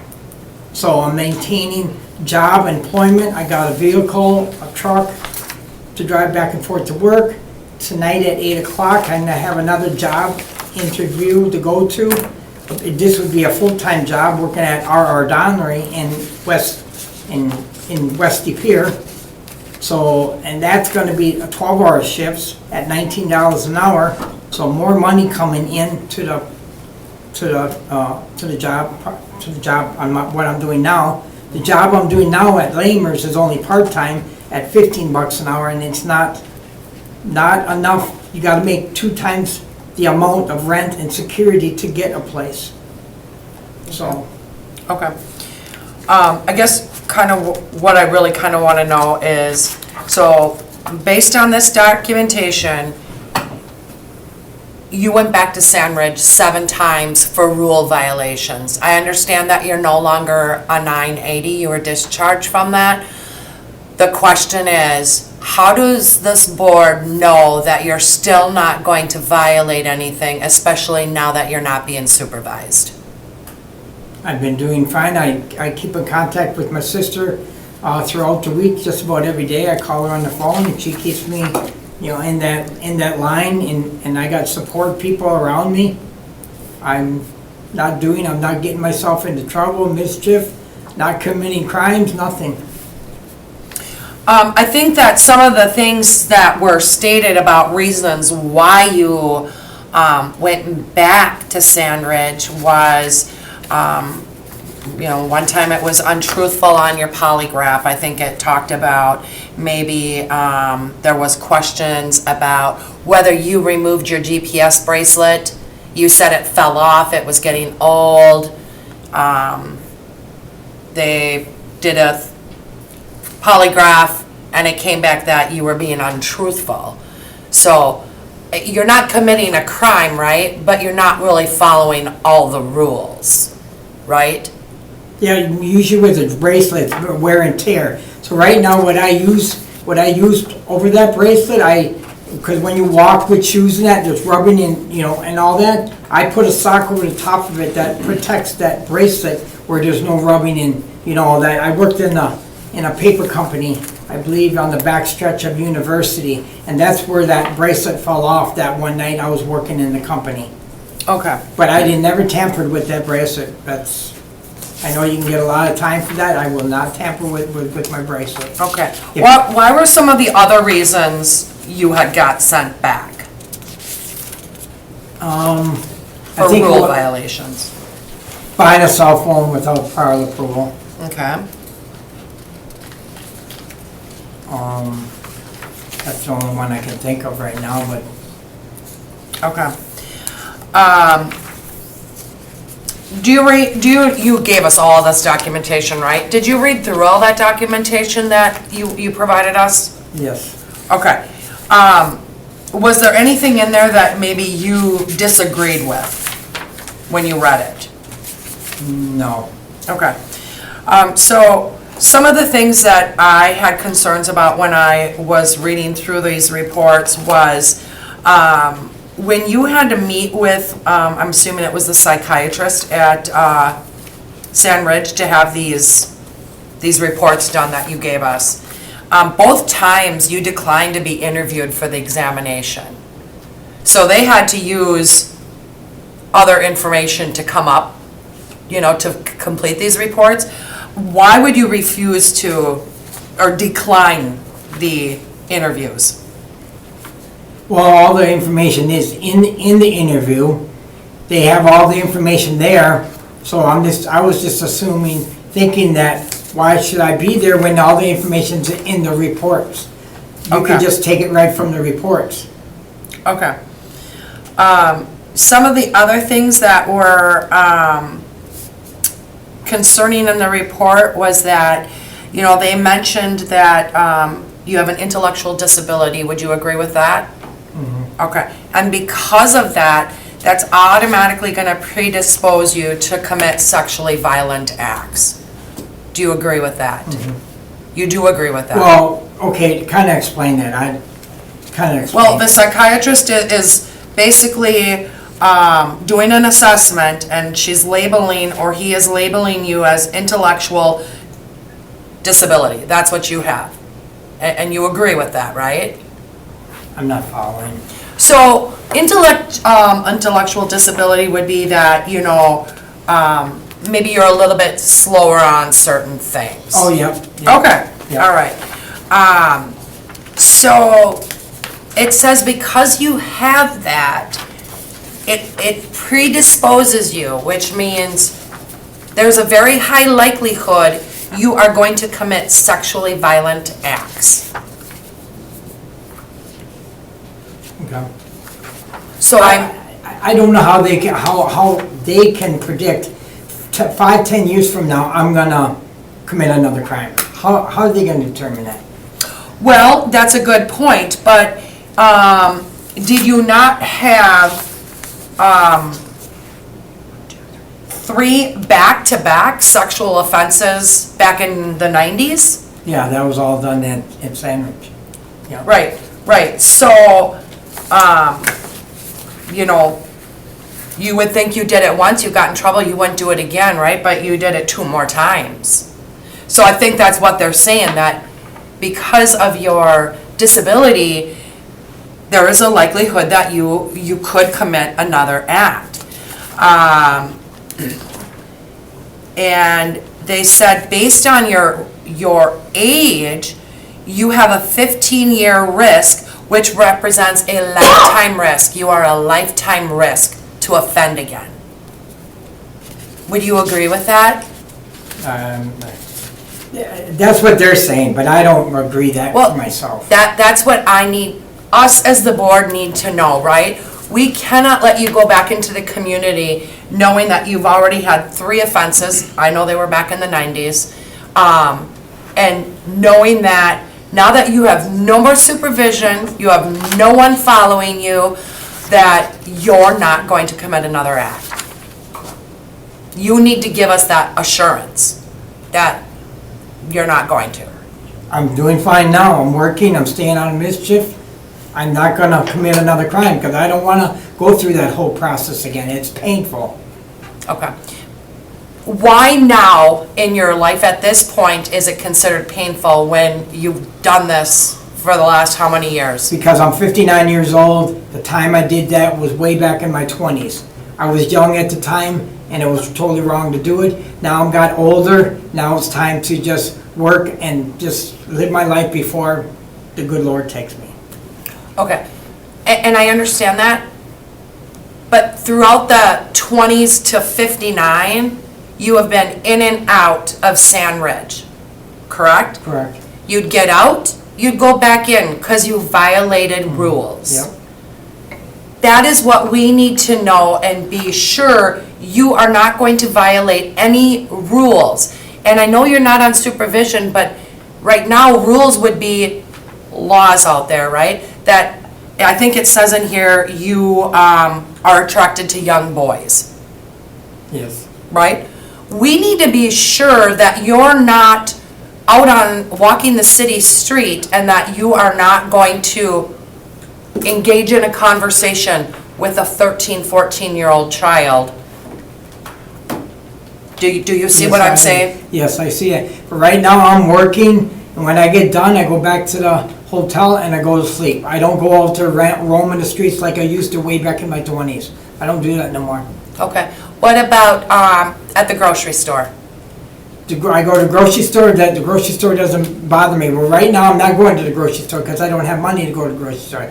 So what I do now is for my meals, I try to do Salvation Army, or I do the community center, the one on Broadway. I go there for meals, and after I get done eating, I go to work for 7 o'clock. And I'm there at that Lamers, I'm there from 7 till maybe 3 in the morning, or it depends upon when buses come, they line up. Okay. So then tell us what do you do when you're off? On your Well, off days? right now, I'm working 7 days a week over there. I'm not off. I thought you said it was a part-time job. It's a part-time job. I work 7 days, but last night, I had 1 day off out of 2 months. The reason why I'm working 7 days is because I need money to pay for the hotel, to have a roof over my head. Otherwise, I'd be living in my truck. Okay. So that's why I'm trying to see if I can get the address that I put down to go over there to save money, $300. He's gonna charge $300 a month for that room or the house there. And I'd live there just temporary until I can keep on moving along to find another place here in Brown County or De Pere. It's Okay. Does the board have any questions or concerns on anything that they read? You covered what I had already. I'd have to ask about the abuse of alcohol and marijuana. That was all back in that was all, I went, when I was at Sandridge, I went through drug alcohol treatment there, and I passed it. And then the treatment, sex offender treatment, I went there as well. Okay, thank you. You're welcome. I'm just gonna be honest, I have some difficulty here because the most recent report from the psychiatrist was dated July 22nd of 2022. And, throughout her report, it sounds like maybe she had some disagreements with what another doctor had diagnosed, or what his opinion was. Like I said earlier, at one point she says, you're predisposed to commit these sexually violent acts. And then at another point in your risk assessment, she says your risk is below 50%. Thus, he would not, more likely than not, commit another sexually violent offense if he was released and given the opportunity. So, to me, that's kind of, yeah, like, okay, first you're telling me that there's a chance that he's going to commit an act, and here now you're saying, well, maybe he will, but maybe he won't. Below 50%, it is kind of tough for me. They did say that you were making significant progress throughout your treatment. That again, in the last 2.5 years while you were on supervised release, you did comply with all the conditions of your release at that time. So again, that's a little bit reassuring. But again, for me, the biggest concern is the fact that you are not on any kind of supervision, right? You don't have a bracelet? Yeah, are you on a lifetime GPS. GPS? Yes, I'm on GPS right now. Okay. Lifetime, Yes, right? yes. Okay. But you don't have an agent anymore? No. Okay. So that is a little bit more reassuring. This Raymond Dollinger, who is that person? He's a leader in a group that you're in? I went to CR on, I think it's called the Good Hope Church. CR was, it's on west side of town. So I got to know him there, and he's at that CR, and then also I'm going to CR in Menasha. CR is another program where you can go there if you can battle anything you want to be battling. It could be drugs, alcohol, anxiety, depression, what you name it, it's there. And I go there, I was going there every Friday, but with working now and staying in a hotel, I'm trying to get to go there maybe the beginning of the month, end of the month. And he goes to that one as well. He's the organist, playist, but he's kind of blind, but he can see, but he gives people pick him up to bring him there. And I've known him for like 2 years. So he knows my whole background history, everything that I've done, and he said he would rent to me $300 a month to stay at his house until I would be able to find another place to go. That would be a temporary stay until I find another residence for where I'd have to come in front of you guys again with another address somewhere else to find to get a place of my own. Okay. I move to approve address specific. Is there a second? I'll second it. All in favor? Aye. Aye. Aye. Okay. You're approved Okay. to Thank go you. to 744 South Clay. I'm sorry, did you have anybody to speak on your behalf? Oh, Yeah, they were gonna speak. Yeah, I'm so sorry. Oh, that's okay. Sorry. Yeah. All right. You guys are running out of time. Yeah. That's all right, that's fine. Okay, so you're approved to reside at that address. Thank you. You gotta come back before us if you're gonna move from that address. Okay, no problem, All right. thank you. All right, good luck. All right, thanks. Okay, next appeal is Arnold Raymaker. Okay.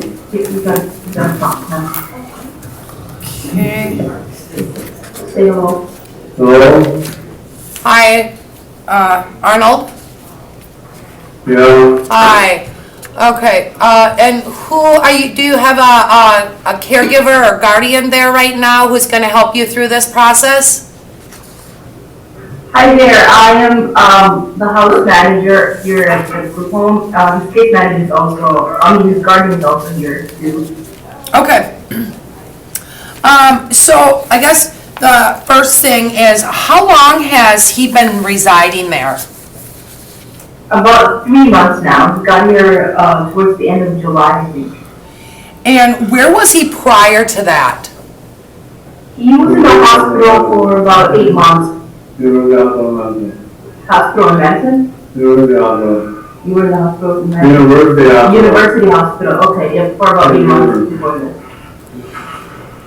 So what brought him to Green Bay? Because he's not from Green Bay. No, I don't know where you're going. Right. So how come you came to Green Bay? Because, university hospital now, I want to get rid of it. It's falsified papers, they get me in, they got there and they get me in here. I'm sorry, I didn't understand that. Falsified papers. If I may speak? Yes. Okay. My name is Sue Mecca. I work for Conservatorship Plus. We are the corporate guardian that has been assigned to Mr. Ramaker. Okay. So he was in the hospital for quite some time, and then we got a family care team, which is a family care is provided by Medicaid.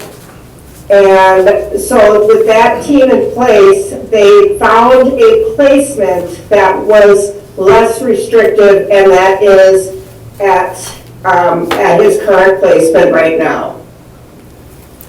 So they couldn't find anything from his hometown area? No, I'm sorry, they could not.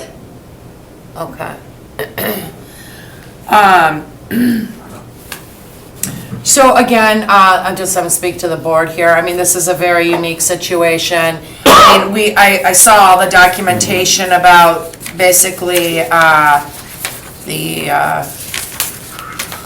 with you being the guardian and whatnot, so, if we would ask him about his offense, would he even be able to remember that far back? No, and of course, we weren't assigned to him that far back either, so I really don't have any records either to speak of. I can tell you that he is protectively placed where he's at, so he is required to receive 24-hour supervision. He cannot go out in the community without supervision. He cannot be left alone in the home without supervision. Okay, that does make it that a little bit easier. Again, we had this earlier, based on that information, I wouldn't have an issue with it. I don't know about the rest of you guys. I agree. You can't do anything, it's watched 24/7. Okay, does somebody want to make a motion? Move to approve address specific. I'll second it. All in favor, aye? Aye. Aye. Okay, so, Arnold, you're approved to stay there at 1173 Langlade Avenue, but if you get moved from that location, and Sue, this is mainly for you, if he's moved from that location, he must come back before us. Within the city of Green Bay. Yeah. Okay.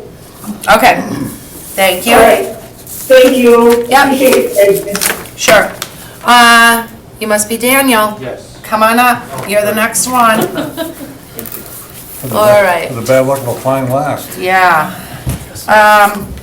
Okay, actually, you were the one who confused me because you listed your address as Black River Falls, so you must have just recently gotten released? 2 weeks ago, yeah. 2 weeks September ago? 5th, I just got out, yeah. Okay. So, you've never been before us, this is your first time?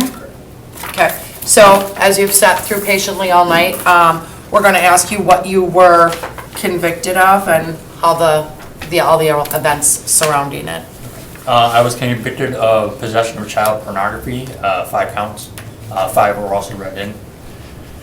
I downloaded a file off the internet that was monitored by the police, and they tracked it to my IP address, and then they showed up at my work and arrested me, and then searched my house and took my computer and found their fragments or whatever it is they use to track that stuff on my computer.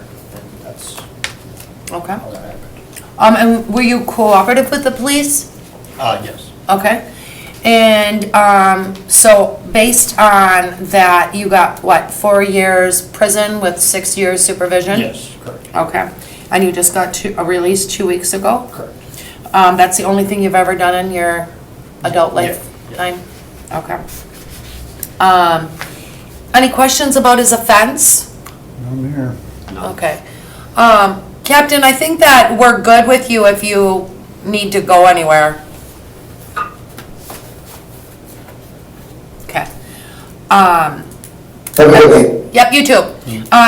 So Danielle, if we want to talk about any kind of treatment or anything that you have received, do you want to go in closed session or remain in public? Okay. So on your application, you said that you received SOT 2? Yes. Okay. And where did you do that at? I did that in New Lisbon. New Lisbon? Okay. And can you tell us what you learned from that class?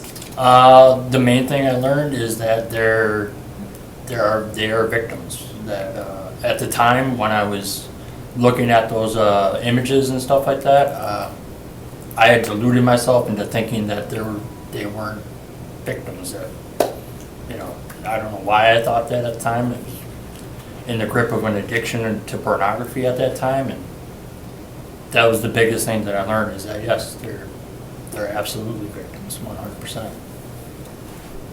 Okay. All right. And how long were you in that class for? I believe it was a 4-month program. Okay. And you have issues with alcohol or drugs? Or did you? Not currently. I used Okay. to be. Yeah, I was an alcoholic. Alcoholic, okay. And you completed treatment while you were in prison? AODA, yes. Yep. Part of my ERP. Yep. Did you go to Black River Falls for Yes. the earned release? Yes. Okay. All right. Are you, sorry. What are you doing to stay clean and sober now? I have been actually sober from alcohol for like 12 years. Oh. I was smoking marijuana at the time when I was arrested, but I had only been doing that for like 3 months prior to that. But they did find marijuana in my house at the time. But, yeah, I don't have any issues with addictions to any substances whatsoever. Okay. So you want to live with your mother, is that correct? Correct. Okay. And, are you working yet? Did you find a job yet? Not yet, no, I'm still looking and applying. Okay, so what kind of things do you do all day? Besides looking for a job, I help my mom a lot with running errands. I've been really busy just doing things like this, talking to my PO, getting everything set up for my freedom, I guess, technically. Okay, okay. Well, I don't really have any further questions. I mean, you provide us the documentation that you gave us, that you graduated your SOT class. Anybody else have any questions for him? No. None. Does anyone want to make a motion? Move to approve address specific. Is there a second? I'll second it. All in favor, aye? Aye. Okay, you're good to live with your mother at 1023 Nicolay Avenue. If you do decide to move from there, you do need to come back before us. Okay, I will do that. Okay, thank you. Thank you. Okay. Do we have any other business that we have to cover? Okay, I would like to just make a note that I will not be at the October meeting. I have that note.